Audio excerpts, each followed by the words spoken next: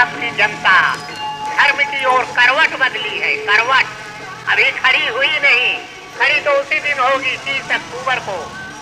उस नए इतिहास के निर्माण करने में बंबई से ज्यादा धर्म प्रेमी आए, एक नया इतिहास रचे, मर्यादा पुरुषोत्तम श्री राम के मंदिर का नव निर्माण। I appeal to you, Ram Jyoti will give you all the inspiration needed for the betterment of the life. All what is needed for betterment of life is only Ram.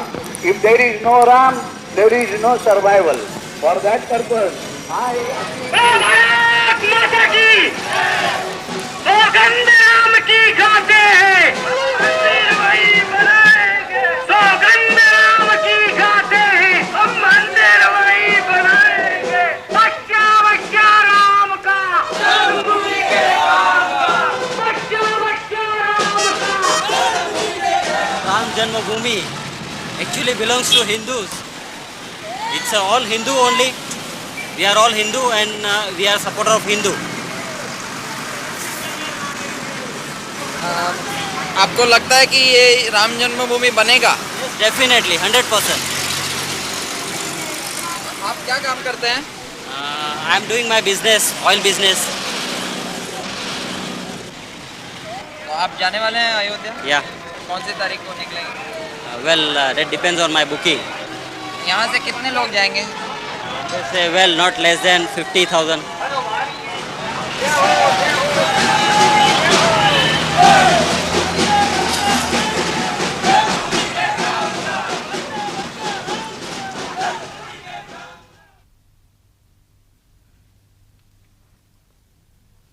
അയോധ്യയിലെ ബാബറി മസ്ജിദ് നിർമ്മിച്ചത് 1528 ഹിന്ദു രാജദൈവമായ രാമന്റെ അപദാനങ്ങൾ ജനകീയമാക്കിക്കൊണ്ട് ഏതാണ്ട് 50 വർഷങ്ങൾക്കു ശേഷം തുളസീദാസ് രാമായണത്തിന് അദ്ദേഹത്തിന്റെ വ്യാഖ്യാനം രചിച്ചു തുടങ്ങി. 19-ാം നൂറ്റാണ്ടോടെ അയോധ്യ മുഴുവൻ രാമക്ഷേത്രങ്ങൾ കൊണ്ട് നിറഞ്ഞു. ഇവയിൽ പലതും രാമന്റെ ജന്മസ്ഥലമാണെന്ന് പലരും അവകാശപ്പെട്ടു. ബ്രിട്ടീഷ് ഭരണം വ്യാപകമായതോടെ വളർന്നുവന്ന ഹിന്ദു മുസ്ലിം ഐക്യം ബ്രിട്ടീഷ് സാമ്രാജ്യത്തിന്റെ നിലനിൽപ്പിന് തന്നെ ഭീഷണിയായി. മുഗൾ ഭരണാധികാരിയായ ബാബർ അയോധ്യയിലെ രാമക്ഷേത്രം പൊളിച്ചാണ് രാമജന്മസ്ഥലത്ത് മുസ്ലിം പള്ളി പണിതത് എന്ന അഭ്യൂഹം അവർ ഔദ്യോഗികമായി തന്നെ പ്രചരിപ്പിക്കാൻ തുടങ്ങി. രാമന്റെ ജന്മസ്ഥലമായി കരുതപ്പെടുന്ന ഒന്നാണ് ഇത് എന്നും പ്രചരണം നടന്നു. ഈ തർക്കം വളരെ വേഗം ഹിന്ദുക്കളും മുസ്ലിങ്ങളും തമ്മിലുള്ള ഒത്തുതീർപ്പിലൂടെ പരിഹരിച്ചു. പള്ളി അങ്കണത്തിലെ വിഗ്രഹത്തിനു മുന്നിൽ ഹിന്ദുക്കളും പള്ളിക്കകത്ത് മുസ്ലിങ്ങളും പ്രാർത്ഥന നടത്തി. പക്ഷേ ഈ ഒത്തുതീർപ്പ് ദീർഘനാൾ നിലനിന്നില്ല. 1949 രാത്രിയിൽ ഹിന്ദു തീവ്രവാദികൾ പള്ളിയുടെ പൂട്ട് പൊളിച്ചു തുറന്ന് അവിടെ വിഗ്രഹങ്ങൾ സ്ഥാപിച്ചു. അന്ന് ജില്ലാ മജിസ്ട്രേറ്റായിരുന്ന കെ നായർ വിഗ്രഹങ്ങൾ അവിടെ നിന്ന് മാറ്റാൻ അനുമതി നൽകിയില്ല. ക്രമസമാധാന പ്രശ്നം ഉണ്ടാവുമെന്ന കാരണം പറഞ്ഞാണ് അനുമതി നിഷേധിച്ചത്. അദ്ദേഹം പിന്നീട് ഹിന്ദു ദേശീയതാവാദ പാർട്ടിയായ ജനസംഘത്തിൽ ചേർന്ന് പാർലമെന്റ് അംഗമായി. പ്രശ്നം കോടതികളിലെത്തി. ഹിന്ദുക്കൾ പള്ളിക്ക് പുറത്തുള്ള ഒരു വിഗ്രഹത്തിനു മുന്നിൽ കോടതി നിയമിച്ച പുരോഹിതന്റെ നേതൃത്വത്തിൽ ആരാധന തുടർന്നു. ഇന്ന് ഹിന്ദു തീവ്രവാദികൾ ആവശ്യപ്പെടുന്നത് കോടതി വിധി എന്തായാലും അവിടെ പള്ളി പൊളിച്ചു തന്നെ രാമനു വേണ്ടി ബൃഹത്തായ ഒരു ക്ഷേത്രം പണിതേ തീരൂ എന്നാണ്. ലോകമെമ്പാടും പള്ളിക്കകത്ത് രാമന്റെ വിഭ്രമാത്മകമായ പ്രത്യക്ഷപ്പെടലിനെപ്പറ്റി വീഡിയോ ടേപ്പുകളും മറ്റും ഉപയോഗിച്ച് ആസൂത്രിതവും വ്യാപകവുമായ പ്രചാരണം നടന്നു.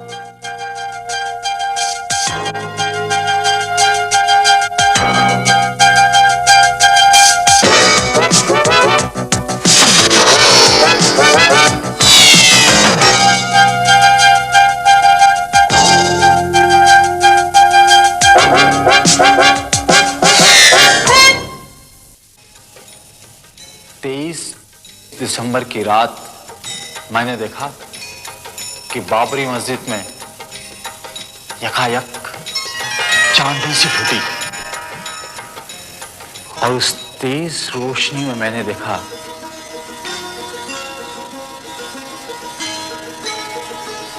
कि 4-5 साल का बेहद खूबसूरत लड़का खड़ा है जब बेहोशी टूटी तो मैंने देखा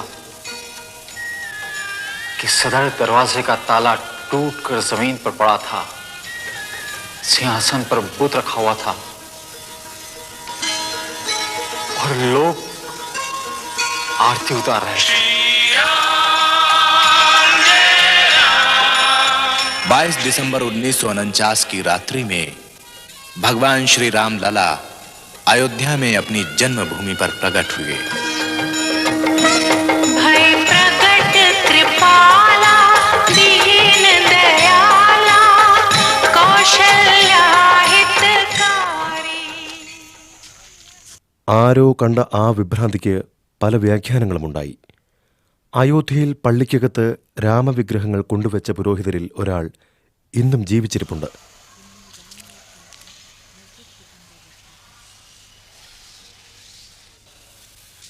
महंत राम सुभग दास जी महाराज शास्त्री अखिल भारतीय रामानंद संप्रदाय के प्रधानमंत्री, ये प्राइवेट महंत भी हैं और उस ट्रस्ट के सर्वाधिकारी हैं। आपने श्री राम जन्मभूमि के अंदर श्री राम लला जी का प्राकट उत्सव किया था। वह कौन सा डेट है, कौन सा तारीख है, कौन सा सन है, आप बताने का कष्ट करें। 23 दिसंबर 1949 ईस्वी।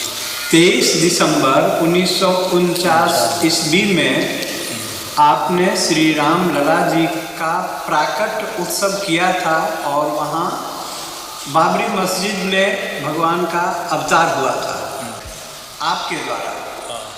आपके ऊपर भी कोई ऑर्गेनाइजर था? उस नियुक्ति में प्रधान नैयर साहब थे, के नैयर, जो यहाँ के डीएम थे। और 1949 से लगातार प्रतिमा रखी गई है, तब से नहीं हटाई गई अभी तक। तो आप ही ने रखी थी? महंत राम सुभग दास जी शास्त्री जी जो आप सामने में हैं, आपने ही रखी थी। हाँ जी, हमारे और भी सहयोगी थे, केवल मैं नहीं था। तो मूर्ति रखने का काम आपको कैसे, उसके बारे में आपने कैसे सोचा? ये तो स्वप्न रूप हुआ। उस स्वप्न को साकार किया मूर्ति रख के। स्वप्न केवल इन्हीं को नहीं आया, अभराम दास के मन में भी आया और महंत दिग्विजय नाथ के मन में भी आया, महंत राम सुभग दास जी के मन में भी आया। प्रधान पुजारी उस समय मूर्ति रखने वाले यही आप हैं, महंत राम सुभग दास जी शास्त्री, जो इस समय अयोध्या के सबसे वयोवृद्ध। आम जनता तो ये नहीं जानती है कि मूर्तियाँ इन्होंने ही रखवाई थी। नहीं, रिकॉर्ड में है। गवर्नमेंट ने आपके नाम से वारंट जारी किया था। वो वारंट का नकल मैं इस समय आपको मौजूद है, मैं दिखा सकता हूँ आपको। तो जेल से कैसे निकल आए? जेल से फिर वो जमानत पर रिहा हुए, मुकदमे चले और मुकदमे से आप फिर बरी हो गए। नैयर साहब ने निर्णय दिया कि जब तक इस केस का फैसला न हो तब तक इसे बरी कर दिए जाए।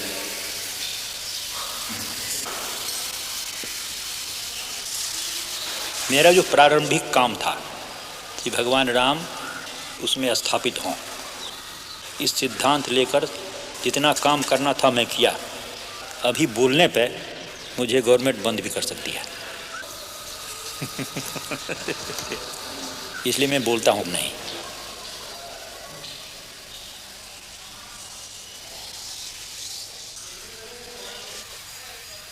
പഴയ പള്ളിയിലെ വൃദ്ധനായ ഇമാമും അദ്ദേഹത്തിൻ്റെ മകനും ആ സംഭവം ഓർക്കുന്നു.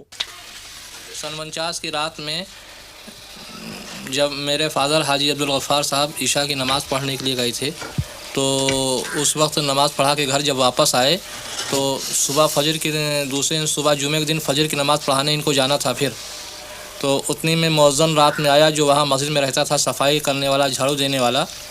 उसने बतलाया कि हमारे यहाँ मस्जिद के अंदर तो मूर्ति रख दिया है बैरागियों ने, तो इन्होंने कहा कि अच्छा ठीक है हम चल रहे हैं वहाँ। ऐसा कैसे हो सकता है? जब वहाँ आए तो डीएम ने वादा किया कि आप इस जुमे की नमाज़ कहीं अलग पढ़ लीजिए और उसके बाद में हम 2-4 जुमे में इसका फ़ैसला करके आपके हवाले कर देंगे, फिर आप इसमें नमाज़ पढ़िएगा। तो ये उसी जुमे का इंतज़ार आज तक कर रहे हैं।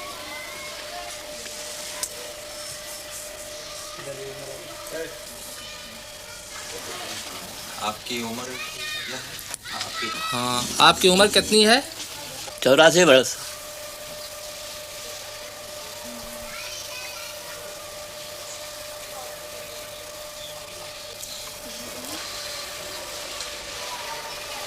हमारा कारोबार सारा लकड़ी का सप्लाई करने का जो है मंदिरों से ही है ताल्लुक। मंदिर में हम लकड़ी बेचते हैं।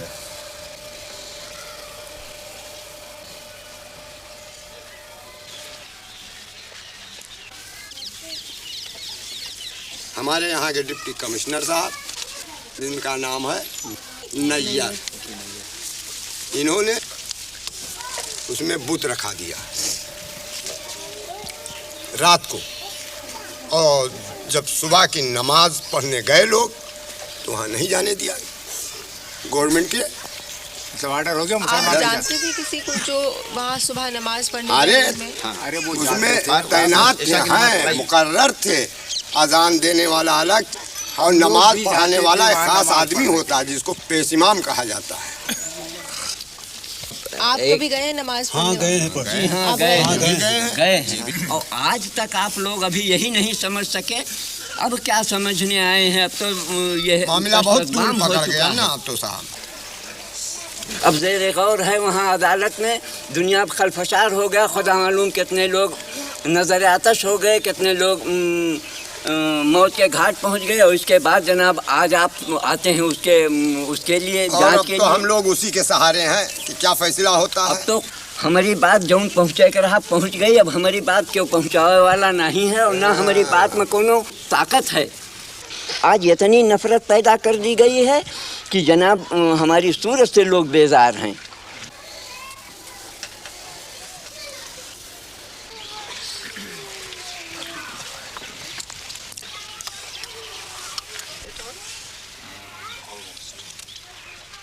ആയിരത്തി 1986 സർക്കാർ ഹിന്ദു മതമൗലികവാദികളെയും മുസ്ലിം സമുദായത്തെയും ഒരുപോലെ പ്രീണിപ്പിക്കാൻ ശ്രമിച്ചു. ഒരു വശത്ത് അവർ മുസ്ലിം വനിതകൾക്ക് വിവാഹമോചന നഷ്ടപരിഹാരം നൽകേണ്ടതില്ലെന്ന ബിൽ പാസാക്കി. മറുവശത്ത് അവർ ബാബറി മസ്ജിദ് ഹിന്ദുക്കൾക്ക് പ്രാർത്ഥനയ്ക്കായി തുറന്നുകൊടുത്തു. അതേസമയം മുസ്ലിങ്ങൾക്ക് പ്രവേശനം നിഷേധിക്കുകയും ചെയ്തു. പ്രതിഷേധ സൂചകമായി മുസ്ലിങ്ങൾ ബാബറി മസ്ജിദ് ആക്ഷൻ കമ്മിറ്റി രൂപീകരിച്ചു.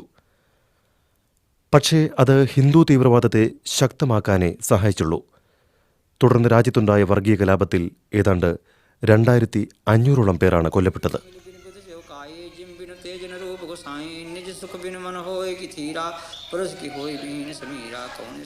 പൂജാരിയായ ലാൽദാസ് വിവാദ സ്ഥലമായ രാമജന്മഭൂമി സ്ഥലത്ത് കോടതി നിയമിച്ച പുരോഹിതനാണ്. प्रधान पुजारी हूँ और 10 साल से कार्यरत में हूँ। व्यवस्था मेरे हाथ में है और अभी तक मैं उस मंदिर की व्यवस्था देखते चला रहा हूँ। तो ये जो विश्व हिंदू परिषद ने मंदिर बनाने का कार्य शुरू किया है, इसके बारे में आप क्या सोचते हैं? ये तो एक राजनीतिक मुद्दा है। विश्व हिंदू परिषद ने जो कार्यक्रम चलाया है, मंदिर तो बनाने के लिए कोई रोक नहीं था। फिर हमारे यहाँ ऐसा कोई विधान नहीं है कि हम भगवान को अलग हटा करके किसी जगह रखे जाएं, क्योंकि भगवान जहाँ विराजमान हमारे होते हैं हम उसको मंदिर ही मानते हैं। हमारे यहाँ हिंदू परंपरा ही है, चाहे वो किसी भी मकान में रख दिए जाएं तभी हम उसको मंदिर ही कहते हैं, क्योंकि भगवान जहाँ विराजमान है वो मंदिर ही होता है। फिर अलग से मंदिर बनाने का कोई औचित्य नहीं है। अगर अलग से भी बनाया जाता तो उस इमारत में जिसमें भगवान विराजमान हैं हम उसको तोड़ना भी नहीं चाहते हैं। और जो लोग तोड़ना चाहते हैं वो इस मुद्दे को लेकर तोड़ना चाहते हैं कि पूरे हिंदुस्तान में एक तनाव की स्थिति पैदा हो और हिंदू मत जो है हमारे पक्ष में हो। उनको ये चिंता नहीं है कि कितना बड़ा जनसंहार होगा, कितने लोग मारे जाएंगे, कितने कटेंगे, कितनी बर्बादियाँ होंगी, या जो मुस्लिम बाहुल क्षेत्र में हिंदू रहते हैं उनकी क्या परिस्थिति होगी। हमारे देश के सामने तमाम ऐसी समस्याएं हैं कि 1949 से आज तक किसी मुसलमान ने वहाँ कोई अवरोध नहीं पैदा किया। लेकिन जब इन्होंने यह नारा दिया कि बाबर के संतानों से खून का बदला लेना है, तब पूरा देश जो है वो दंगाग्रस्त हो गया और कम से कम हजारों लोग इसमें मारे गए, मौत के घाट उतार दिए गए। लेकिन तब भी इन लोगों ने ज़रा सा यह महसूस नहीं किया कि यह तनाव जो देश में फैल रहा है, हिंदू मुस्लिम की जो एकता आज हमारे देश में बनी हुई थी, तमाम मुस्लिम शासकों ने मंदिरों को जो जागीरें दी, आज जानकी घाट में माफ़ीनामा मिला, हनुमानगढ़ी के बहुत से भाग मुसलमानों के बनाए हुए हैं, फकीर राम जी का मंदिर मुसलमानों का माफ़ीनामा है। ये तमाम जो जागीरें मुसलमानी शासकों द्वारा मंदिरों में दी गई और अमीर अली और बाबा रामचरण दास की जो समझौते थे कि हम हिंदू और मुसलमान दोनों एक मिल करके रहेंगे, उसी जन्मभूमि के पाठ में दो भाग किया गया कि एक तरफ मुसलमान नमाज पढ़ेंगे, एक तरफ हिंदू पूजा करेंगे। ये सारी बातें जो थी उस पर इन लोगों ने पानी फेर दिया।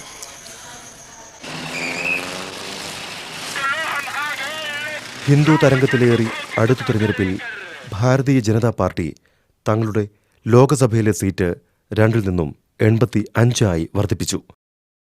1990-ൽ അവരുടെ നേതാവ് LK അദ്വാനി ഒരു എയർ കണ്ടീഷൻ ടൊയോട്ട രഥമായി സങ്കല്പിച്ച് ഒരു പ്രചാരണം ആരംഭിച്ചു.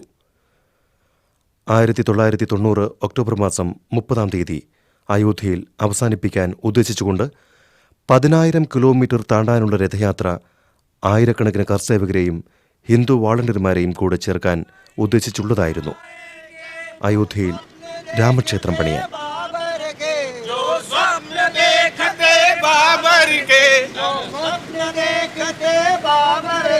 जो स्वप्न देखते बाबर के अरमान मिटा कर मानेंगे, अरमान मिटा कर मानेंगे।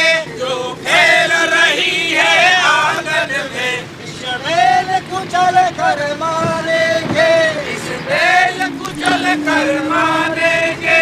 हम मंदिर वहीं बना तो केवल झांकी है, काशी मथुरा बाकी है। ये तो केवल झांकी है, काशी मथुरा बाकी है।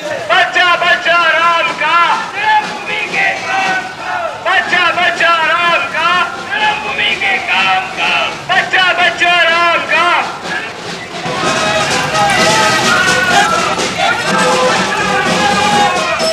देख रहे वो ये भाषण चल रहा है ना, तो वही सुन रहे हैं हम लोग।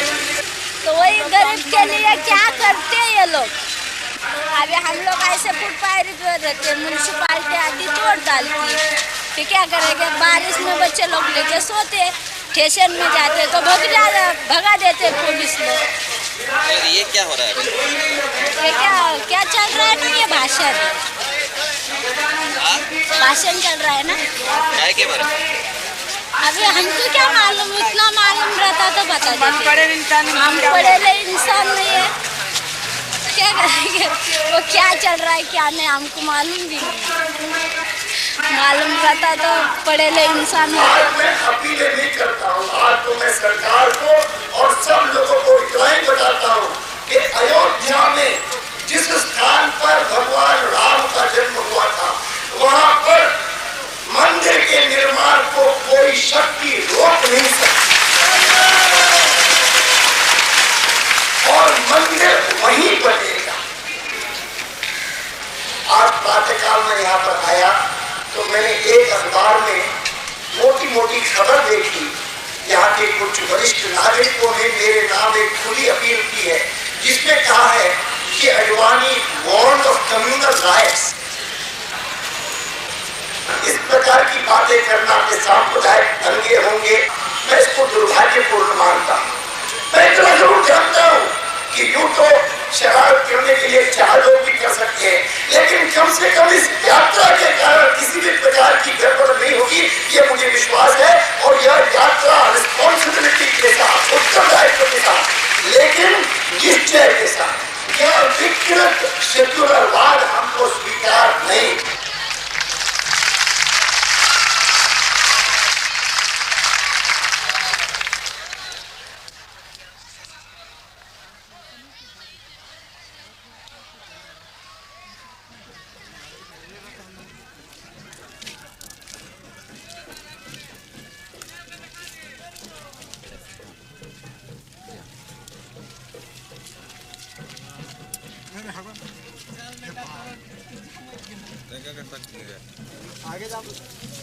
तैयारी तो देखिए रहे हैं, बहुत धूमधाम से हो रही है। उनके स्वागत के लिए हम लोग तैयारी कर रहे हैं। सरकार के कहने से मंदिर और मस्जिद का निर्माण नहीं होता है। यह धर्म की बात है और पब्लिक का अपना अटूट विश्वास की बात है। आप कौन से पार्टी के हैं? हम पार्टी वार्टी तो खैर छोड़िए, अभी धर्म की बात जहाँ तक बोलते हैं तो हिंदू धर्म से हम कंसल्ट है। पार्टी में नहीं है? पार्टी तो ही है, किसी न किसी पार्टी से जरूर कंसल्ट है। हाँ, वही पूछ रहे हैं। हम ऐसे दिल से कांग्रेस आई को चाहते हैं, लेकिन हम धर्म की जहाँ तक बात है तो हिंदू धर्म को तो ही है। देखिए मंदिर वो मेरा है। जो अयोध्या में जो मंदिर है वो हिंदुओं का है, वो आज से नहीं है, सदियों पुराना है। उसको मुसलमान लोग भाई तोड़ के बनाया, उसको तो हम मानने को तैयार नहीं है। ये लोगों का कहना है कि यहाँ पे दंगा फसाद होने की संभावना है। हाँ, देखिए दंगा फसाद तो हर हाल में होगा ही, हो तो कोई उसका परवाह नहीं है, क्योंकि मंदिर मेरा है और मेरा पूर्वज का है आदिकाल से, और मंदिर वहाँ रहेगा ही। यानी दंगा फसाद होगा? दंगा फसाद अगर होगा तो हम भी तैयार हैं, हम शांति चाहते हैं, लेकिन अगर मेरे रास्ते में कोई रुकावट आएगा तो उसको छोड़ेंगे भी नहीं। रही जात की बात, यहाँ कौन से जात के हैं ज़्यादातर लोग? आप कौन से जात के हैं? हम आते हैं फॉरवर्ड में। फॉरवर्ड में नहीं, बैकवर्ड फॉरवर्ड में बैकवर्ड में साव जिसको बोलते हैं ना, बनिया केसरी बोलते। सबसे पहले तो संघ बना है RSS, उसके बाद विश्व हिंदू परिषद बना है, और बजरंग दल तो विशेष करके राम जन्मभूमि के मुद्दे पर बनाया गया। जैसे ये यूथ विंग है विश्व हिंदू परिषद का, बजरंग दल। भारतीय जनता पार्टी, विश्व हिंदू परिषद, बजरंग दल पूरा एक संघ परिवार है। ये बजरंग दल मतलब है एक हिंदुओं का युवा शक्ति एक साथ एक नाम से संगठित हो, जैसे कि राम जी का वानर सेना था। तो आप क्या काम करते हैं? हम अभी लॉ कर रहे हैं। हाँ, लॉ कर रहे हैं, वकालत। और आप? जी मैं इलेक्ट्रिशियन हूँ, ऐसा काम करते हैं। आपसे मेरा अपने इलेक्ट्रिक की दुकान है। इलेक्ट्रिक की दुकान है, बिजली इलेक्ट्रिक। क्यों आए आप इसमें? हम लोग जो भी विश्व हिंदू परिषद के ऊपर गलत नज़र देगा उसके लिए हम लोग उसका कोई भी कुछ भी कर सकते हैं उसके साथ। यानी क्या? जैसे उसके साथ अगर मारपीट का समय आया तो मारपीट किया जाएगा, बातचीत का समय आया अगर बात से काम चल जाता है तो बात से ही हम लोग निपट लेंगे, नहीं तो उसके साथ हम लोग बाध्य होकर के मारपीट करने के लिए भी तत्पर रहेंगे। यानी किनसे लड़ाई करनी पड़ेगी? जो भी हमारे हिंदू धर्म के विरोधी हो। जैसे कुछ मुस्लिम लोग हैं, कुछ अपने ही हिंदू लोग हैं जो कि हम लोगों को बाधा पहुंचाते हैं हिंदू धर्म के विषय में। राम जी का जन्म कहाँ हुआ था, इसके बारे में कोई प्रमाण है? उसके बारे में भी प्रमाण है, जो रामायण में बहुत सारे बातें हैं, उसको दस्तावेज भी प्रस्तुत किया गया है। तो राम जी का जन्म कौन सी शताब्दी में हुआ? ये तो पौराणिक बातें हैं, इसको बताना तो हमारे लिए जरा सा असंभव होगा। राम जी का जन्म कहाँ हुआ ये मालूम है, मगर कब हुआ ये नहीं मालूम। नहीं, तिथि के विषय में कोई जानकारी मुझे देना असंभव लगता है। आप कोई और बता सकते?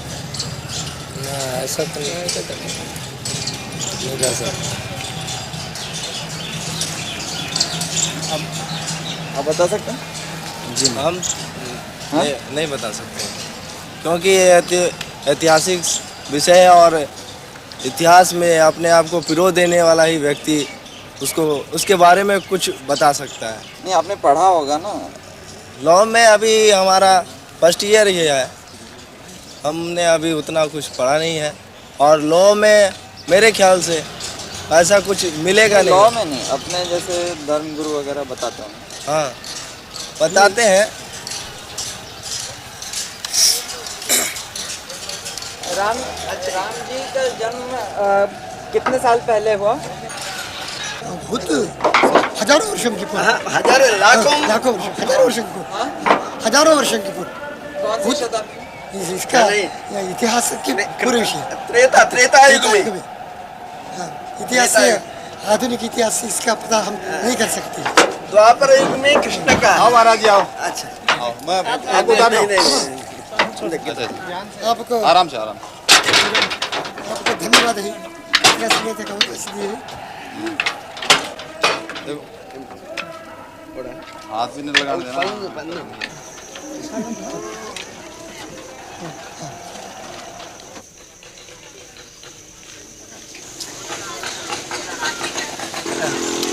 क्या कर रहे हैं यहाँ?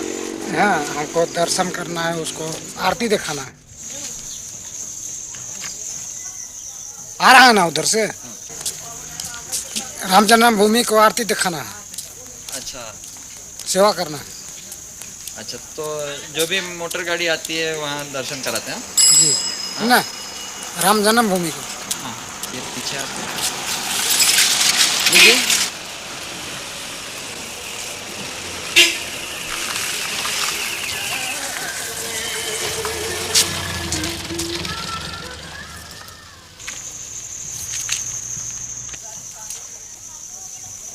मंदिर आएगा उधर से। पूरा मंदिर? हाँ, ट्रक से। उधर से ट्रक में मंदिर आ रहा है? आएगा आएगा, जो लिखा हुआ है।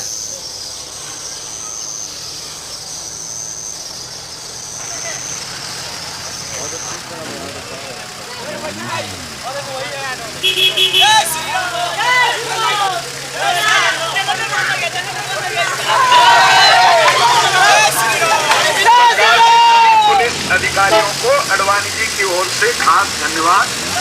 हमने बहुत अच्छी, ये सामने नहीं गाड़ी रहेगी, सामने गाड़ी नहीं रहेगी, कोई गाड़ी हमारे रथ के सामने नहीं। जय श्री राम। चलिए।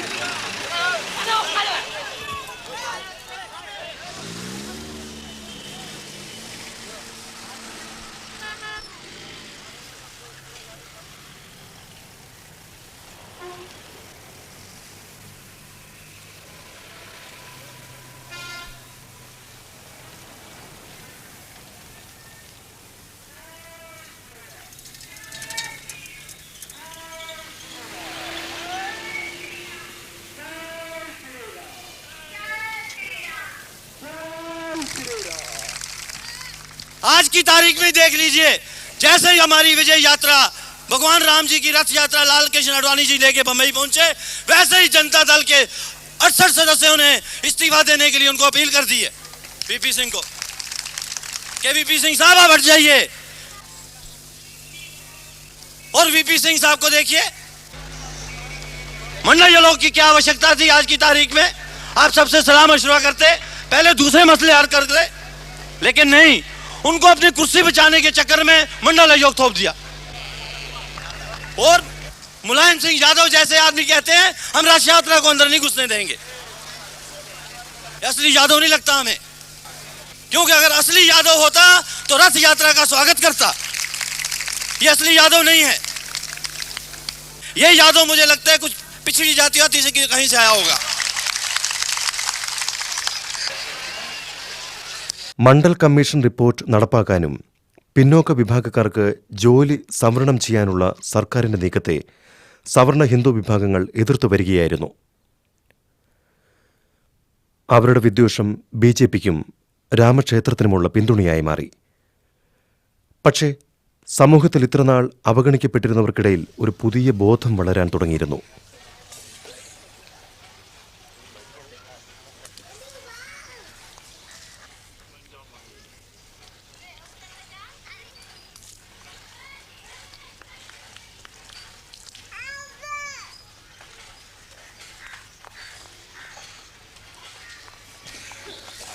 मैं गोमती नगर की रहने वाली हूँ और नाम मेरा भगवान देवी है। सिलाई का काम, कपड़ा की दुकान भी है, दोनों दुकानदारी में करती हूँ।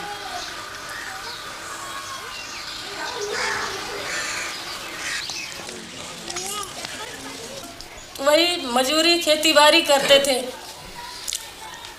और खेती बाड़ी करते थे। उन्हीं लोगों को जो मंदिर में बैठते हैं पुजारी लोग पूजा करते हैं, उन लोगों के हम नौकरी करते थे और काट बीन करके देते थे तो वो खाते थे, पेट भरते थे। और जब गल्ला घर में भर ले तो कहें बाहर ही हटो, आप छूत हो, गल्ला हमारे घर अब आ गया है, अब आप छूत हो, चलो भागो यहाँ से, हमारे घर में कदम नहीं रखना, क्योंकि उनके घर में गल्ला आ चुका है। और अगर हम उसके बाद में लोटिया छूना चाहे तो हमें लोटिया छूने नहीं देंगे। ये स्थिति पहले की थी, हमारे बुजुर्गों की थी। हमारे बुजुर्गों को इसी तरह से सताया गया है, इन्हीं लोगों ने सताया, मंदिर के पुजारी लोगों ने। मगर अब कह रहे हैं कि अब आ सकते हैं। अभी वही बात है।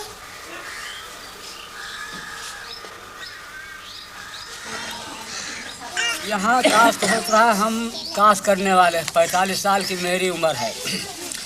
आज कितने साल हुई जिस वक्त अंग्रेज गया है, तो अगर तोड़ना जिसको रहा है तो वही से हटा दिया होता। न जाने कब बना है। आज हम चार छः बार अयोध्या जा चुके हैं और वहाँ पर मंदिर और मस्जिद बराबर बना है। तो जब नारा बोलते हैं कि हिंदू मुस्लिम भाई भाई, आपस में सब भाई भाई, तो जब भाई भाई हो आज 40 साल और पता नहीं कितने साल पहले से बना, तो अब उसमें क्यों मंदिर तोड़ दिया जाए, क्यों मस्जिद तोड़ दी जाए। दोनों बने रहे। जैसे हम हिंदू भाई एक जगह बैठते हैं तो हम दोनों भाई रहें। वो भी देवता हैं, वो भी देवता हैं, हम दोनों को मानते हैं। मुस्लिम भाई उसमें नमाज पढ़े, हम उसमें पूजा करें। हमारी समझ में ये आता है। और उसमें एक बिगाड़ने से कोई नतीजा हल नहीं होना है, और सिवाय नुकसान, जनता पर नुकसान होना। आप कौन सी जात के? हम रैदास और बताओ, चमार जिसको कहते हैं वही हैं।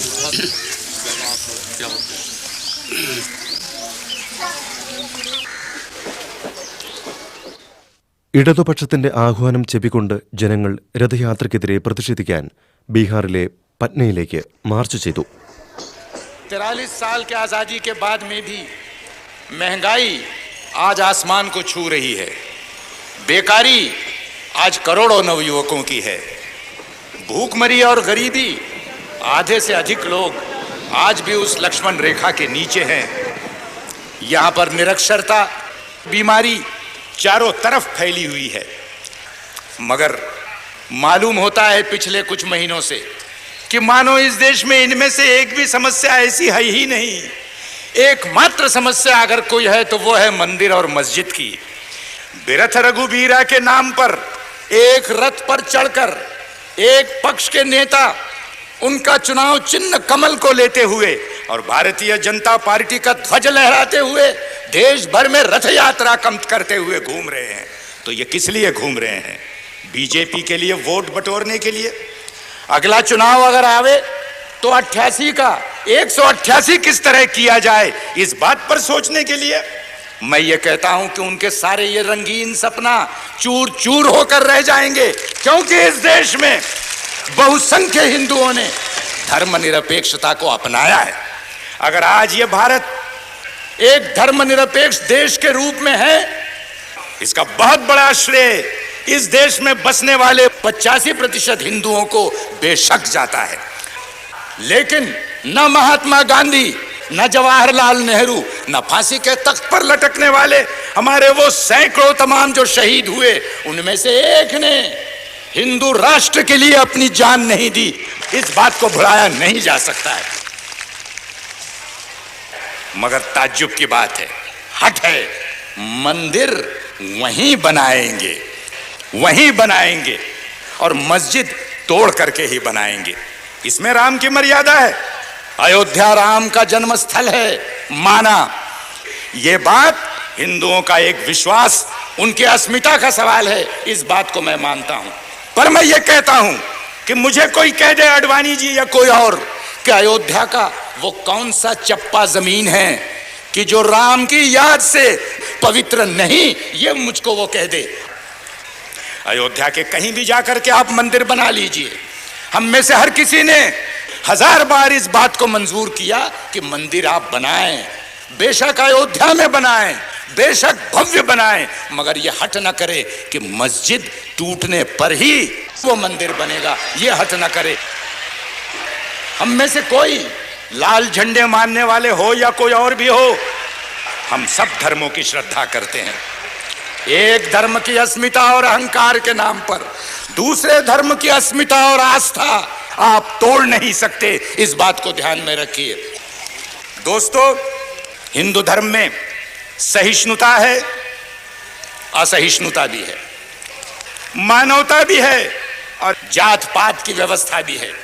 और इसीलिए वर्षों से संत और महंतों ने अनेक प्रकार के सुधार लाने के प्रयत्न किए। जात पात व्यवस्था के खिलाफ उन्होंने अपनी आवाज बुलंद की, आज भी वो कायम पड़ा हुआ है। आज एक नया प्रयत्न चल रहा है कि इस देश के अंदर में जिनको प्रशासन से दूर रखकर कहा गया कि ये सिर्फ सेवा और चाकरी करने के सिर्फ इसी लायक हैं और किसी चीज के लायक नहीं हैं, आज एक प्रयत्न किया जा रहा है कि देश के कारोबार चलाने में उनको भी हाथ बटाने का मौका दिया जाए। लेकिन वही ताकतें जो हिंदू धर्म के अंदर कठमुल्लापन कायम रखना चाहते हैं, झंडा लहराकर मस्जिदें गिराना चाहते हैं, वही लोग इस देश के अंदर में वर्णाश्रम और जात पात के नाम पर भी जो है तो आज कस्में खा रहे हैं और उसके प्रयत्न कर रहे हैं। इनके चेहरों को देख लो, इनको पहचान लो, इनकी मनोवृत्ति को समझ लो। और इसलिए मैं कहूंगा कि यहां पर ये सारी लड़ाइयां एक तरह से जुट गई हैं कि मस्जिद कायम रहेगी, मंदिर जरूर बनेगा। इतना ही कहते हुए मैं अपनी बात को समाप्त करता हूं। मैं कहूंगा देशद्रोहियों सावधान, जाग उठा है राम भगवान, आपने कहना है देशद्रोहियों सावधान, जाग उठा है राम भगवान। मैं कहूंगा ये तो पहले झांकी है, आपने कहना है काशी मथुरा बाकी है। यह तो पहले झांकी है, काशी मथुरा बाकी है।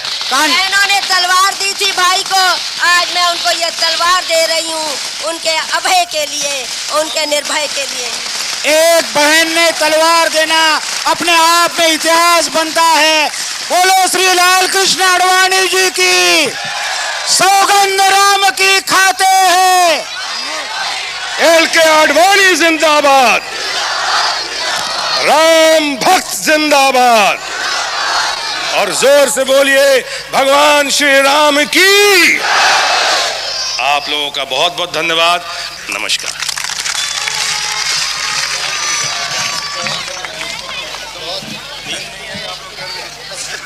लोग कहते हैं कि आप अदालत का फैसला क्यों नहीं मानते? अदालत क्या इस बात का फैसला करेगी कि यहाँ पर राम का जन्म हुआ था कि नहीं हुआ था? आपसे तो इतनी आशा है, बीच में मत पड़ो, रास्ते में मत आओ, क्योंकि ये जो रथ है लोक रथ है, जनता का रथ है, जो सोमनाथ से चला है और जिसने मन में संकल्प किया हुआ है कि 30 अक्टूबर को वहां पर पहुंच करके कार सेवा करेंगे और मंदिर वहीं बनाएंगे, उसको कौन रोकेगा? कौन सी सरकार रोकने वाली है?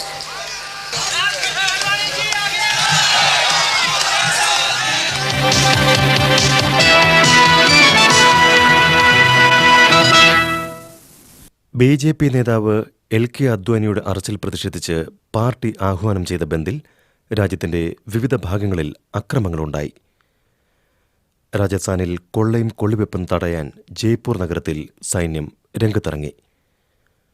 ഒരു പോലീസുകാരനടക്കം 5 പേർ കൊല്ലപ്പെട്ടു. ഗുജറാത്തിൽ VHP BJP ബന്ദിൽ 8 പേർ കൊല്ലപ്പെട്ടു. രാജസ്ഥാനിൽ ജയ്പൂർ, ജോധ്പൂർ, അൽവർ, നഗോർ എന്നിവിടങ്ങളിൽ വ്യാപകമായി അക്രമങ്ങളുണ്ടായി. രാജസ്ഥാനിൽ ഇതുവരെ 49 പേർ മരിച്ചതായി വാർത്താ ഏജൻസി റിപ്പോർട്ട് ചെയ്യുന്നു. सुढौरा कॉन्स्टिट्यूएंसी हरियाणा से मैं विधायक हूँ जनता दल से। अभी आज मैं पार्टी से रिजाइन कर रहा हूँ। ये मंदिर बनना चाहिए क्योंकि मुसलमान जो लोग हैं वो हमारे किराएदार हैं। 1947 में पटेल जी ने एक बात कही थी कि इन सालों को भगा दो, मोहम्मडन्स को हमने अपना घर खाली करा लेना है, बाई फोर्स, बाई हुक और बाई क्रुक हमने अपने मकान को खाली करा देना है। आती है करा कर रहेंगे। तो आप क्या चाहते हैं कि मंदिर बनना चाहिए? मंदिर बनेगा। विजय राजे सिंधिया हमारी माता जी, माधवराव सिंधिया की माता जी, मेरी माता जी, अटल बिहारी वाजपेयी, LK आडवाणी, विजय मल्होत्रा और आपके मदन लाल खुराना, हमारे सारे भारतीय जनता पार्टी से आज मैं पत्रकार सम्मेलन बुला रहा हूँ। शाम को मैं रिजाइन करूँगा। आज मैं भारतीय जनता पार्टी में शामिल हो जाऊँगा या कांग्रेस साई में। जनता दल आज मैंने छोड़ दिया। मैं विधायक हूँ, MLA हूँ हरियाणा से, ताऊ लाल के यहाँ से, लेकिन आज मैं मुलायम सिंह यादव के खिलाफ हूँ। मुलायम सिंह यादव मुझे अरेस्ट नहीं कर सकता, उसकी पावर नहीं। पंडित चिरंजीवी लाल MP करनाल से मेरे मामे हैं, सुषमा स्वराज मेरी सगी बहन है। आज मैं सरकार छोड़ रहा हूँ इनके गुंडापन से। अरे बाबर कौन था? घुसपैठिया था। अकबर कौन था? घुसपैठिया था। तो हमें बाबर को नहीं मानना, हमें राम को मानना है, जो कितने सालों से हमारे देश के अंदर राम राज्य था, दशरथ के बेटे थे। हम राम जन्मभूमि को अपना मान्यता देते हैं। राम जी बताते हैं कि सुबह से पी के रखना नहीं, गलत। ये पृथ्वी के अंदर तो दुई रचना हाँ, वो सोमरस है। हाँ। भाई साहब बता रहे हैं कि आपने सुबह से शराब पी रखी है। ये सोमरस है, इसका बहन बड़े बड़े देवताओं ने किया। दुर्योधन ने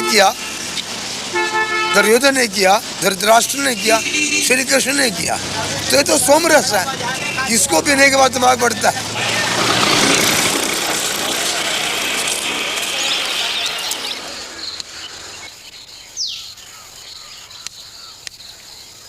हम तो कहीं फैसला हुए वही ठीक है। वो अपना मस्जिद बनाओ, हम लोग अपना जो है हाँ, मंदिर बनाए।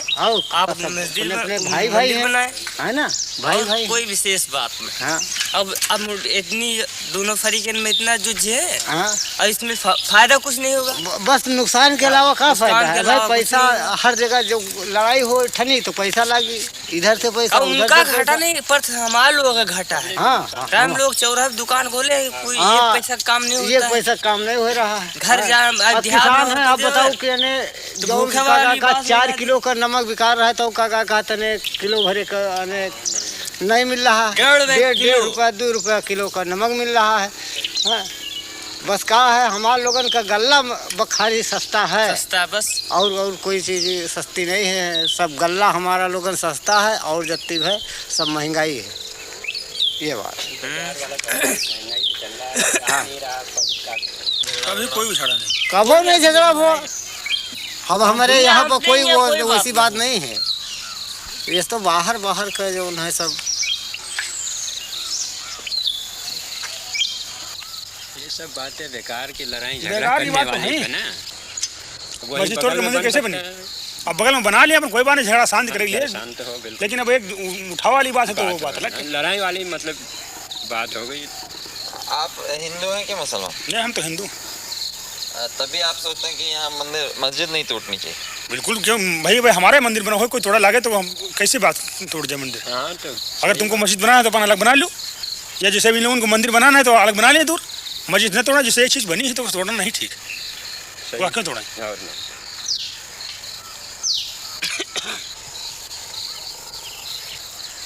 आप लोग कौन से जाते हैं? कर्म लोहार, मतलब लोहे का काम करने वाला। तो आप में से कोई ब्राह्मण राजपूत तो नहीं? नहीं, इसमें ब्राह्मण कोई नहीं। हाँ? ब्राह्मण कोई नहीं।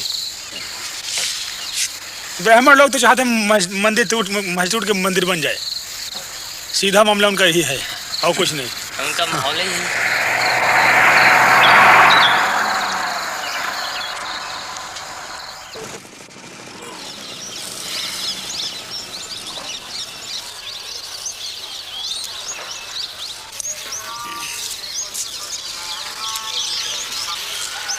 आप यहाँ कितने साल से हैं? करीब 35। तो आप पुजारी हैं यहाँ इस मंदिर के? क्या नाम है आपका? महंत भोलादास। महंत भोलादास। ये जो अभी हो रहा है इसके बारे में क्या सोचते हैं? पहले तो बहुत बढ़िया अयोध्या था, कोई अयोध्या में कोई बवाल नहीं था, बहुत कोई परिपंच नहीं था, एकदम भगवान को नगरी शांत स्वभाव था। अब तो बवाली बवाल बवाली बवाल बवाली बवाल चलता है।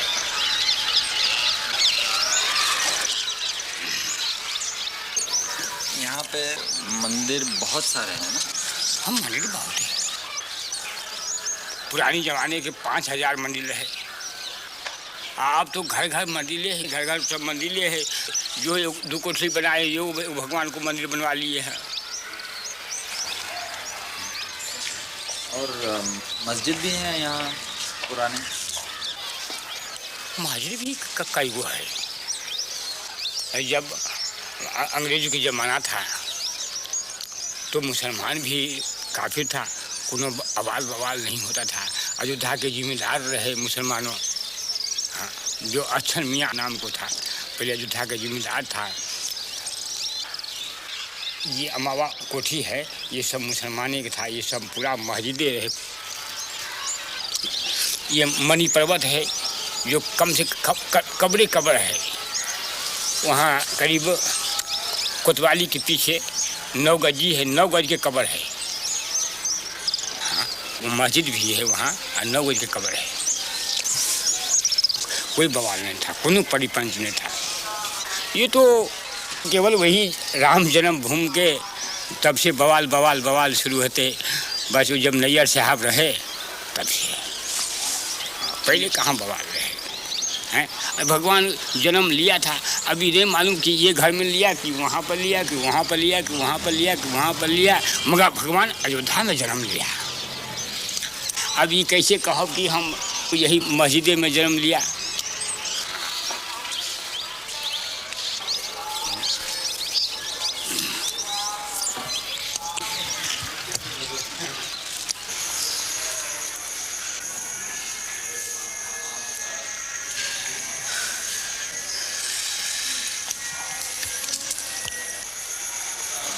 आज तक जो पूरे हिंदुस्तान के अंदर में इस तरह से दंगे फैलाए गए, ये मात्र एक सांप्रदायिकता का दंगा कुर्सी और पैसे के लिए फैलाए गए, न कि ये राम जन्मभूमि के। मैं तो ये कहना चाहता हूँ, मैं राम जन्मभूमि मंदिर का पुजारी हूँ। मैं बिल्कुल सत्य कह रहा हूँ आपसे कि आज तक विश्व हिंदू परिषद के लोगों ने वहाँ पर एक माला भी नहीं चढ़ाया।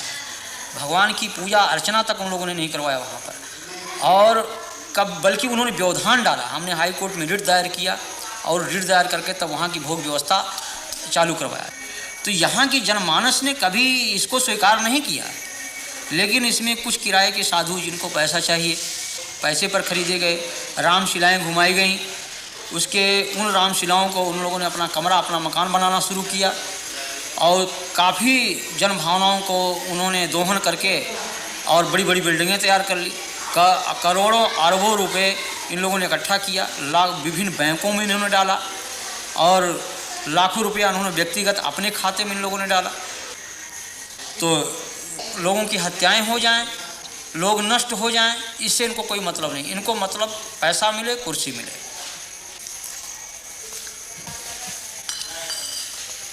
यहाँ जो लोग हिंदू राष्ट्र की बात करते हैं, राम के नाम पर तनाव फैलाते हैं, हिंसा करते हैं, ये सभी उच्च जाति के लोग हैं और ये सब के सब सुविधा भोगी हैं। इनमें त्याग और तपस्या और जनमानस का हित लेस मात्र नहीं है। ये केवल धार्मिक भावनाओं को बाहर करके और स्वयं को सुख सुविधा में वो परिणित किए हुए हैं। ये जनहित की बात कर ही नहीं सकते। लेकिन आज बड़े बड़े मठ हैं, करोड़ों अरबों की संपत्ति उसमें है और हम पैदल छोड़ करके एयरमेल से चलते हैं, फर्स्ट क्लास की टिकट पर चलते हैं, एयर कंडीशन के कमरे में रहते हैं। तो जहाँ पर हम एक तरफ भौतिकवाद, उस भौतिकवादी व्यवस्था से अलग होकर के त्याग और तपस्या और जनहित की बात सोचते थे, उस जगह हम उसको त्याग करके और हम भौतिकवादी व्यवस्था में परिणित हो चुके हैं। जो हम भौतिकवादी व्यवस्था में पूर्ण रूप से लिप्त हो चुके हैं, तो हम भौतिकवाद की ही बात सोचेंगे, हम उससे परे हट नहीं सकते हैं। तो ये आज के धर्माचार्यों को कि आप क्या कहेंगे?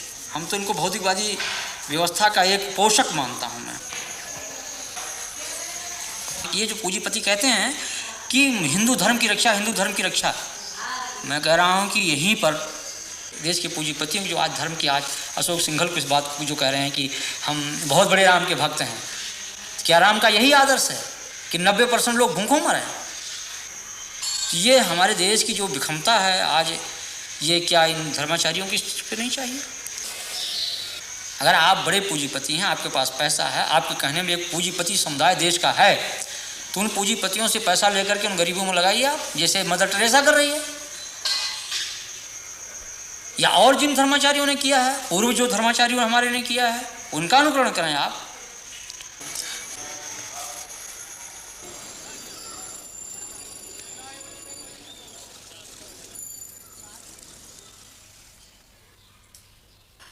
मैं इनकम टैक्स डिपार्टमेंट में डिप्टी कमिश्नर हूं। पिछले साल मार्च 2 को मैंने विश्व हिंदू परिषद के जो अकाउंट्स हैं उनके बारे में जानने के लिए इनको सम्मन्स जारी किए थे। अशोक सिंघल समेत जो लोग इनका हिसाब देखते हैं उनके पे दिए गए थे। 24 घंटे के अंदर अंदर विश्व हिंदू परिषद का एक बहुत बड़ा डेमोन्स्ट्रेशन 28 लोधी एस्टेट पे प्रधानमंत्री के बाहर हुआ। उसी दिन मेरा मद्रास तबादला कर दिया गया और तब जो सरकार थी उन्होंने उस पूरी इंक्वायरी को दबा दिया, फिर मुझे सस्पेंड कर दिया गया। विश्व हिंदू परिषद के बारे में दो तीन चीजें मुख्य मुद्दे मैं देख रहा था। एक तो ये कि क्या इनके पास बाहर से पैसा आया है कि नहीं आया है। विश्व हिंदू परिषद ने रिजर्व बैंक ऑफ इंडिया को अप्लाई किया था कि हमें बाहर से पैसा लाने दिया जाए, क्योंकि बाहर से उनकी बहुत सारी ब्रांचेज उनके मंदिर के लिए पैसा भेजना चाहती हैं। रिजर्व बैंक ऑफ इंडिया ने इनको ये परमिशन नहीं दी, क्योंकि ऐसे ऑर्गेनाइजेशंस जो देश के अंदर या तो तोड़फोड़ की कार्रवाई कर रहे हो या राजनीतिक कार्यों में लगे, उनको ऐसी परमिशन नहीं दी जाती और विश्व हिंदू परिषद को ऐसी कोई परमिशन नहीं दी गई थी। विश्व हिंदू परिषद अमेरिका नाम की एक संस्था है अमेरिका में, जिसके करीब 200 ब्रांचेस हैं सारे अमेरिका में, और ऐसी ही ब्रांचेस कनाडा और इंग्लैंड के अंदर हैं, जिनकी संख्या करीब 1 लाख से ऊपर सदस्यों की बताई जाती है और इनसे पैसा इकट्ठा किया गया। ये हमारी नॉलेज में था। ऐसा है कि जब इनकम टैक्स का रिटर्न किसी ट्रस्ट को फाइल करना होता है तो उसको सारे अकाउंट्स की तफसील देनी होती है, ये कानून है। 30 अक्टूबर 1979 को अशोक सिंघल ने एक रिटर्न फाइल की, जिसके अंदर उन्होंने उसके ऊपर तो लिख दिया कि हमको इतना पैसा आया और इतना पैसा हमारा गया है, और मैं उसके साथ सारी एक एक चीज का बयान दे रहा हूं कि कहां से पैसा आया कहां से नहीं आया। वो सारी बयान जो था रिटर्न से गायब था। तो हमने ये सबसे पहले था कि उसको हो सकता है कि शायद हमसे खोया हो, हमारे डिपार्टमेंट से खोया हो, तो ये सबसे पहले था कि आप उसका हमें डुप्लीकेट दीजिए सबसे पहले। लेकिन वो सवाल अब ये पता लगा कि उसका डुप्लीकेट ही नहीं है। उनकी फाइल में जो सारे कागज जो कहते हैं हमने सबमिट किए, उसकी आज तक डुप्लीकेट्स उसके आज तक नहीं दिए गए। और इनके कई ऐसे नेताओं के खिलाफ हमारे पास, जो हमारे इन्फॉर्मेंट से हमारे पास इंफॉर्मेशन ला रहे थे, इनका झगड़ा भी हुआ विश्व हिंदू परिषद के नेताओं का आपस के अंदर कि 1,66,00,000 रुपए जो शिलान्यास पे खर्चा हुआ वो सारा उसमें काफी बोगस था, उसमें लोग पैसा खा गए हैं। ये बातें वहां पे झगड़ा हुआ, फिर नई कमेटी बनी, लेकिन उसके बाद फिर एकदम ये पूरा विश्व हिंदू परिषद ने जब देखा कि ये बिल्कुल इंक्वायरी उन लोगों की कन्विक्शन के अंदर निकल सकती है, क्योंकि उनके पास ना तो किसी तरह का हिसाब था, तो उन्होंने सरकार के ऊपर ये निश्चित तौर पे दबाव डाला मार्च 8 को कि इसको या तो किया जाए, नहीं तो हम सरकार से अपना समर्थन वापस ले लेंगे। जब ये बार बार ये बोलते हैं विश्व हिंदू परिषद के नेता कि हम कुछ नहीं छुपा रहे हैं, हम जब छुपा नहीं रहे हैं तो आप कानून के आगे अपने गवाही देने के लिए आप क्यों भाग रहे हैं? पिछले 13 महीने से आप छुपते क्यों फिर रहे हैं? एक तरफ क्या इसका एक ही काम, क्या मुझे तो हिंदुस्तान की पब्लिक ही बताए इसमें क्या सच है क्या झूठ है। हम तो कहते हैं कि नहीं छुपाने का तो प्रॉब्लम क्या है? कोई और ऑफिसर्स भी बैठे हैं वहां पे, अपना सब दे दीजिए आप अपना हिसाब।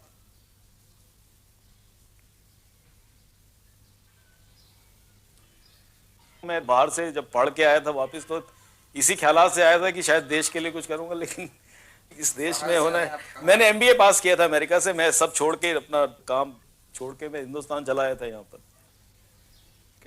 अगर एक कानून इंप्लीमेंट करने वाले ऑफिसर को अगर आप उसके साथ ऐसा करेंगे तो इस देश में कोई कानून नहीं रहेगा, ये हम बता सकते हैं। अगर हमारे साथ जो हुआ है, हम आपको बता दें, इस देश के अंदर ये एक फाउंडेशन डल गई है हमारे साथ जो हुआ है कि इस देश के अंदर कभी कानून नहीं रहेगा। क्योंकि अगर जो कानून वाले ऑफिसर्स के साथ ये किया गया जो मेरे साथ हुआ है, तो इसका यही नतीजा है कि देश के अंदर कानून हमेशा के लिए खत्म हो गया।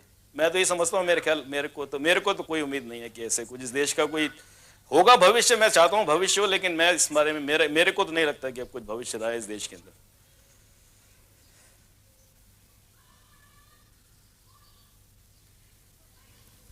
जब आपने ये सब कार्रवाइयाँ शुरू की तो उसके बाद किसी ने आपके ऊपर दबाव डाला या धमकियाँ वगैरह दी? हाँ, मेरे को 2 बार 2 लोगों ने धमकियाँ दी। मैं उनके नाम नहीं देना चाहता। 2 धमकियाँ दी। उन्होंने कहा कि अगर आपने आगे जबान खोली तो हम आपको जान मार देंगे, आपको जान से। ये बात मेरी नहीं है, ये बहुत सारे, जितने भी मेरा ये आज तक अनुभव है कि इस देश में जब भी कोई सिविल सर्वेंट ने भ्रष्टाचार के खिलाफ आवाज उठाई है पिछले 10 साल में, वो उस आदमी ने भुगता है। और इस सिर्फ बीएचपी का सवाल नहीं, मैं समझता हूँ सब जगह पैसे वाला गरीब को जलील, जलालत जो है सब जगह घुस गई है। और धर्म का उसका नाम देना, ये तो बहुत गलत बात है। धर्म तो बिल्कुल ही नहीं है, कम से कम।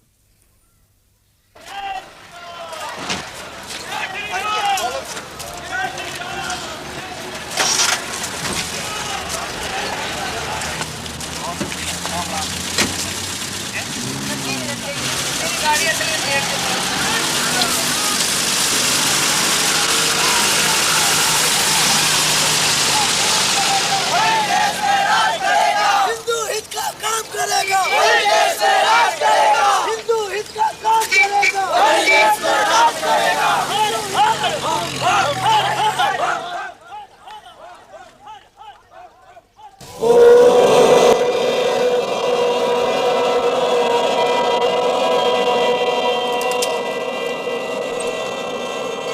जय श्री राम, जय श्री राम, जय श्री राम।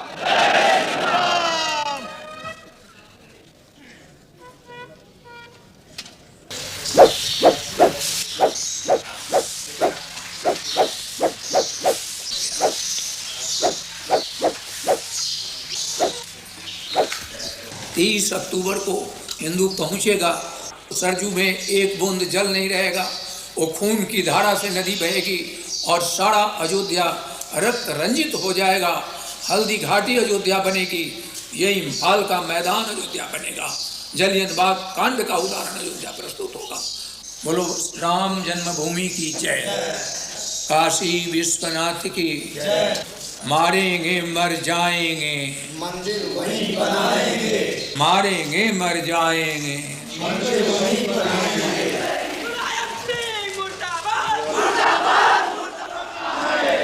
കർസേവയ്ക്കുള്ള ദിനം ഒക്ടോബർ മാസം 30-ാം തീയതിയായി നിശ്ചയിക്കുമ്പോൾ അന്നു തന്നെ നടക്കേണ്ട പരിക്രമയാത്രയുമായി അതിനെ ബോധപൂർവം കൂട്ടിക്കുഴയ്ക്കുകയായിരുന്നു VHP.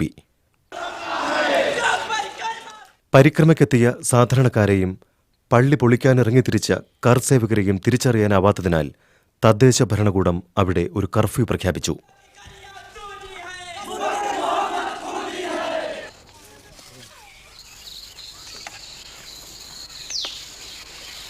कल क्या होगा? कल ये होगा कि हमारी मौत होगी। अजल सर पर खड़ी हरदम मुझे मालूम होती है, मेरी हर सांस मुझको आखिरी मालूम होती है, मौत है। कल क्या होगा? अभी मैं बोल रहा हूँ, अभी सांस निकल जाए, खत्म। देखिए ना, जयपुर को जला दिया, फूंक दिया, बर्बाद कर दिया। सारा भारत हमारा जल रहा है इसी एक प्रॉब्लम पर। हमारे आपके ताल्लुकात में फर्क आएगा, लेकिन आज ऐसा कि हम एक दूसरे से भय कर रहा है, डर रहा है, बोलते घबराता, आदि बात करते घबराता है, मिलते दूसरे मिलते हुए घबराता है। ऐसी भावना खराब कर दी गई हिंदुस्तान की, भारतवर्ष की, कि इसका जवाब ही नहीं मिलता है। साहब पैकर्मा करें तो हम तमाम मुसलमान जाते थे, शौकिया कुछ यारी दोस्ती में, भाई से मेरे ताल्लुकात में, भैया चलो, हमने चलो भैया, क्या फर्क पड़ता है पैकर्मा करने में। पानी पिलाते थे बच्चे से बच्चे क्या है ना, हमारा पैकर्मा रोक दिया साहब। धार्मिक मामला ऐसा होता है कि हम आप एक थाली में बैठ कर खाएं, लेकिन जहाँ मामला आया बाबरी मस्जिद का जन्मभूमि का, तना क्या आप उधर खड़ी, मैं इधर खड़ा हो गया, ना बहन रही ना भाई रहा। गांव के जो हिंदू हैं उनकी क्या इसमें? हमारे मन में कोई फर्क नहीं, जैसे हम लोग हैं वैसे वो लोग, और ना उनमें भी खड़े हैं। ये वो पीछे लोग खड़े हुए हैं, भैया खड़े तो हैं सब। यहाँ की जो आबादी है जी, इसमें हिंदू मुसलमान का कितने हिंदू है, कितने मुसलमान? यहाँ बराबर बैठे हैं, मगर मेरे गांव में हिंदू मुसलमान की भावना कोई ऐसी नहीं ना कि हम हिंदू है या मुसलमान है। मेरे यहाँ शादी ब्याह होता है, वो परसते हैं, हम खाते हैं, हम परसते हैं, वो खाते हैं, मतलब दोनों पार्टियों में एकदम भाई बंदी और वो है भाईचारा है। तो हमारे गांव में तो कोई ऐसी बात ही नहीं ना। तो इस माहौल में भी वो भाईचारा जी हाँ, हमारे यहाँ कायम है भाईचारा। आसपास के गांव जितने हैं यहाँ पे अयोध्या के 10-15-20 किलोमीटर एरिया में, उसमें सांप्रदायिक आपको बहुत कम मिलेंगे। और जब तक यहाँ बाहर के असामाजिक तत्व नहीं आएंगे तब तक यहाँ झगड़ा होने कोई सवाल नहीं ना। हाँ, जिस टाइम असामाजिक तत्व आ जाएंगे उस टाइम तो झगड़ा होना है। आम जनता को सूचित किया जाता है कि शहर में कर्फ्यू पूरी तरह से लागू कर दिया गया है। कोई भी व्यक्ति कर्फ्यू का उल्लंघन करता हुआ पाया गया तो उसके खिलाफ सख्त से सख्त कार्रवाई की जाएगी और बल प्रयोग किया जाएगा। आम जनता को सूचित किया जाता है कि शहर में कर्फ्यू पूरी तरह से लागू कर दिया गया है। जय श्री राम, जय श्री राम, जय श्री राम, जय श्री राम, जय श्री राम। जान नहीं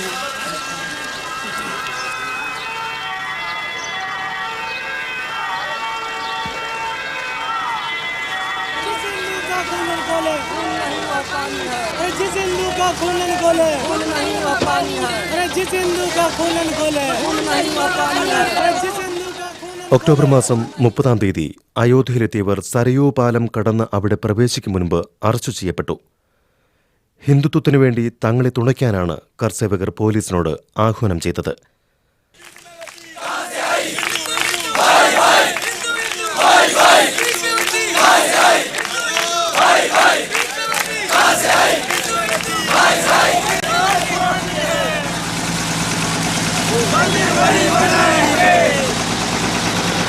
मंदिर वही बनाएंगे।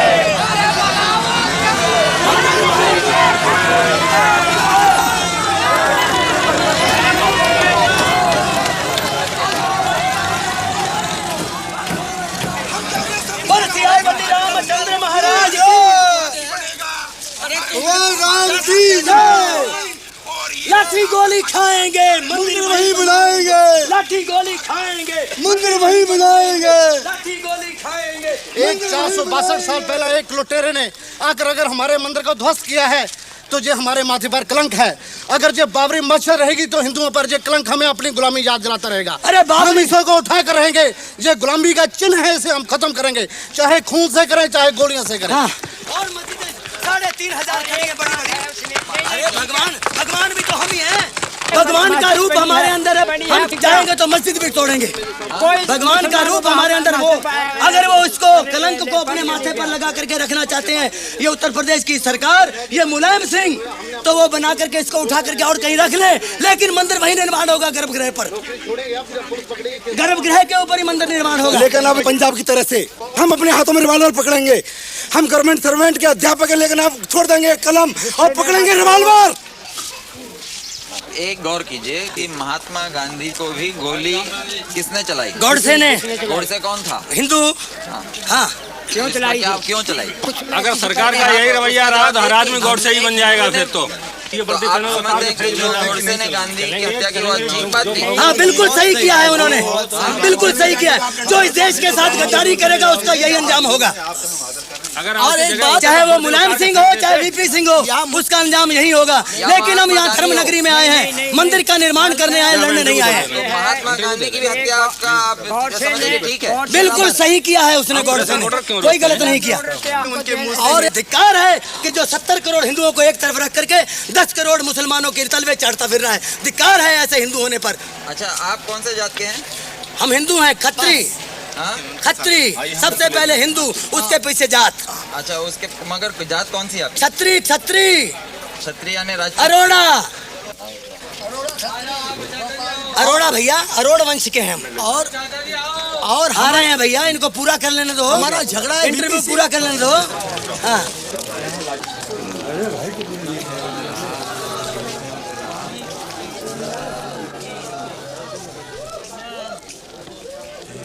आप कहाँ से आए? डिस्ट्रिक्ट एटा। और क्या करते हैं? हम पंडा हैं गंगा जी के। आप क्या करने आए हैं? परिक्रमा देने। परिक्रमा देने हैं? हाँ। और कार सेवा के लिए भी आए कि नहीं? हाँ? हाँ, सिर्फ परिक्रमा करने? सिर्फ परिक्रमा। तो आपको मालूम था कि यहाँ पे कार सेवा भी ये लोग कर रहे हैं राम जन्मभूमि हाँ, के ये लिए लड़ मालूम रहे हैं? है, मगर हमको जब कर्फ्यू खुल गया और जब हमको कल भी हमने सुना कि परिक्रमा लगेगी तो फिर हम आए। यानी आपको ये मंदिर के और मस्जिद के झगड़े से कोई लेना देना कोई नहीं? लेना देना नहीं। आपको फर्क नहीं पड़ता कि मस्जिद भी रहे और मंदिर भी रहे? कोई नहीं, हम तो जाकर मंदिर में ठहरेंगे। एक मंदिर में, यहाँ एक मंदिर है सागरिया पट्टी में, वहाँ ठहरेंगे। अच्छा, हाँ। तो आप ये नहीं कह रहे हैं कि मंदिर वहीं बनाएंगे? कौन? हम तो कुछ नहीं कह रहे हैं, हम तो अपने चश्मा को और खो गया सो अंधे और हो गए। अच्छा, हम क्या कहेंगे अब? हाँ हाँ, तो चलिए चलें आप गाड़ी बैठे। चश्मा आपका गायब हो गया? हाँ, चश्मा गिर गया। आप लोग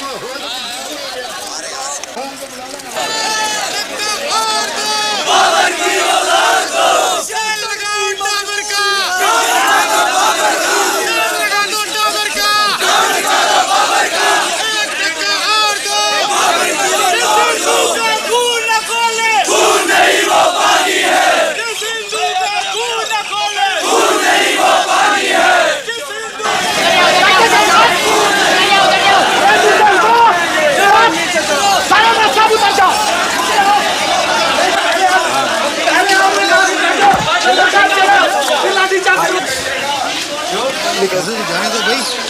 अरे यार पत्रकार अरे यार श्रीमान जी निकल रहे हैं हम लोग। श्रीमान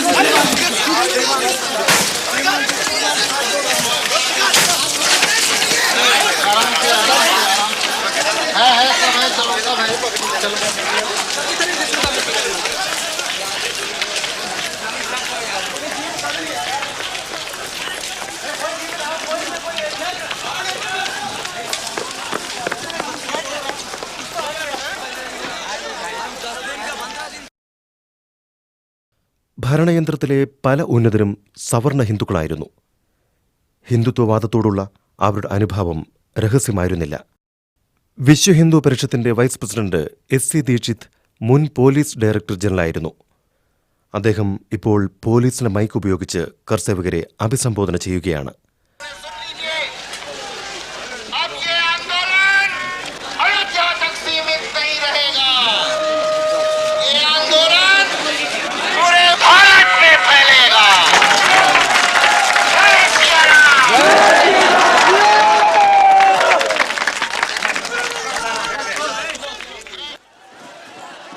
പ്രസംഗം അവസാനിച്ച നിമിഷങ്ങൾക്കകം അത് പോലീസിലും ചലനമുണ്ടാക്കി.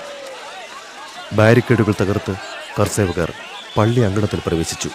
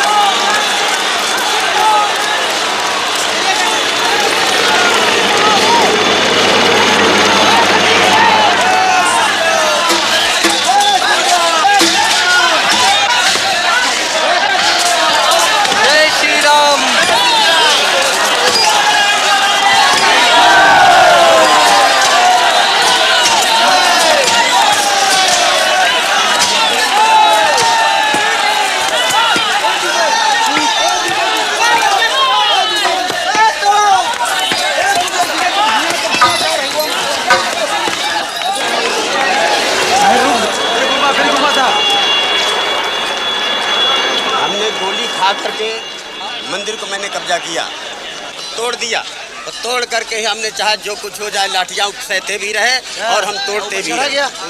हमारे पुलिस ने ऊपर चोर के ऊपर मस्जिद पर थे हम, तो नीचे से गोली मारी पुलिस वालों ने। आपकी जानकारी में कितने लोग गोली में मरे? करीब 4 लोग मरे हैं। ज्यादा मरे होंगे। ऐसे दोनों साइड से लोग ज्यादा चोट आई है, पुलिस भी घायल हुए, एक दो भले चोट आई और लोग मरे भी हैं। तो आपको ये बुरा नहीं लगता है कि आपने जो कार्रवाई की है उससे लोगों की जानें गई? तो अगर आप ये नहीं करते तो वो जिंदा रहते हैं ना जी, तो इसके बारे में बुरा नहीं लगता? नहीं, बुरा तो लगता है साहब। लेकिन फिर भी जो हमारे भाई हैं, वो हमारे भाई हैं, लेकिन फिर भी उसके बावजूद हमारे प्रशासन ने बहुत हमारी मदद करी है। अब उनके आभार प्रकट करते हैं पुलिस वालों के, CRP वालों के, सेंट्रल रिजर्व पुलिस वालों के, कि उन्होंने हमको यहाँ पर आने की इजाज़त दी और हम मंदिर के अंदर घुस करके और मंदिर का जो काम हमको करना चाहिए था, जिसका बीड़ा हम लोगों ने उठाया था, उसको हमने पूर्ण किया। तो लोगों की जाने की उसके बारे में क्या? अब उसके जरिए हमको जो है बहुत दुख है, उसके लिए हमें दुख है कि जिनकी जाने गई हैं, ये घायल व्यक्ति हैं और जो घायल हैं हुए हैं, उनके लिए भी हमको बड़ा दुख है।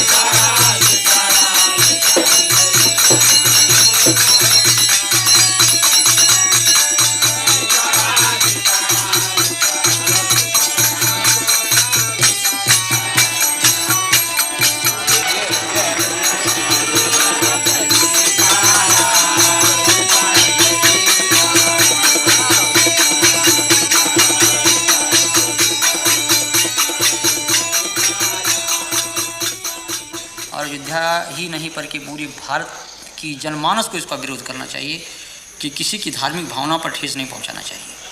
हम किसी के दिल को तोड़े नहीं, हमारा धर्म ये राव नहीं करता है, इस चीज़ को कभी अनुमति नहीं देता है। राम का हमारा ये जो आदर्श है राजनीति का, वो यही है कि जनता सुखी रहे, और जिस तरह से मुख में हम भोजन डालते हैं पेट को मिलता, सभी अंगों को मिलता, उसी तरह से सारी जनता हमारी है, कोई उसमें छोटा बड़ा कोई उसमें ऐसा नहीं है। लेकिन उन आदर्शों की सीधी हत्या की गई।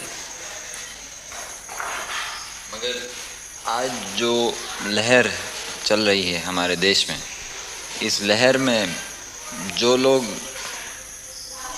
घृणा की भाषा बोलते हैं उनके पीछे ज़्यादा लोग चलते हैं, और जो लोग प्यार की भाषा बोलते हैं जैसे आप बोल रहे हैं उनके पीछे कम लोग हैं। ऐसा नहीं है। ये तो जैसे बाढ़ आती है भाटे की तरह से, जब तूफान आता है तो उसमें तमाम पेड़ गिर जाते हैं, तमाम मकान ढह जाते हैं, सड़क नष्ट हो जाते हैं, तमाम परिवहन सेवाएं ठप हो जाती हैं। एक दोहा लिखा है आरण्य कांड में कि हरित भूमि तृण संकुल समुझ पर ही नहीं पंथ, जिम पाखंड बादते लुप्त भये सदग्रंथ। जब घोर बरसात होती है तो इतनी घास उग जाती है, जो सही रास्ते वो दिखाई नहीं पड़ते हैं। उसी तरह जिस तरह से पाखंडियों की बात से सही बात जो है छिप जाती है। जैसे कोई आदमी खा लिया कोई नशा जब तक उसके शरीर में रहेगा तब तक कोई भी क्रिया कर सकता है, पागल भी हो सकता है, अटैक भी कर सकता है, स्वयं की आत्महत्या कर सकता है। ये सब उन्माद होते हैं, विचार चिंतन ये सब नष्ट हो जाते हैं। लेकिन ये बरसात ऋतु थोड़ी ही देर तक होती है, बाद में लोगों की समझने की सोचने की ये क्षमता होती है। तो आज जो कुछ लोगों में इस तरह की बातें हैं, ये एक उन्माद है। और जब लोगों को असलियत सामने आ जाएगी, जब लोग जान जाएंगे कि हाँ ये बात गलत कही गई, हम लोगों को गुमराह किया गया, तो अपने ही लोग उसका बहिष्कार कर देंगे। मैं बहुत दुख महसूस करता हूँ, तब भी मैं अपने को उतना ही संयम उतना ही धैर्य में अपना बना रखा हूँ। तूफान है, लेकिन उस तूफान से हम उसे विचलित नहीं होना चाहिए। ये भाटे की तरह से आया और गया।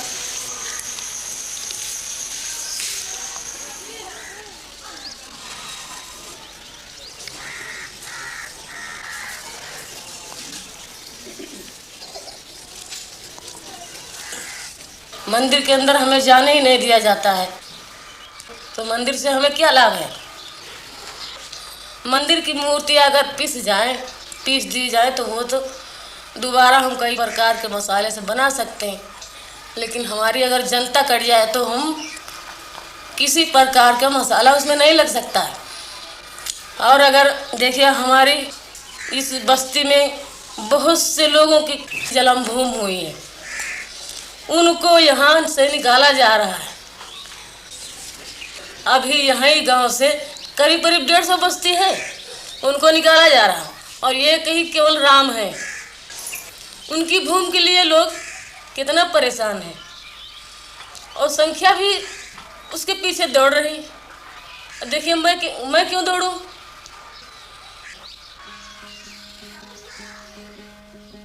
साधु देखो जग बौराना, साच कहो तो मारन धावे, झूठे जगपतियाना।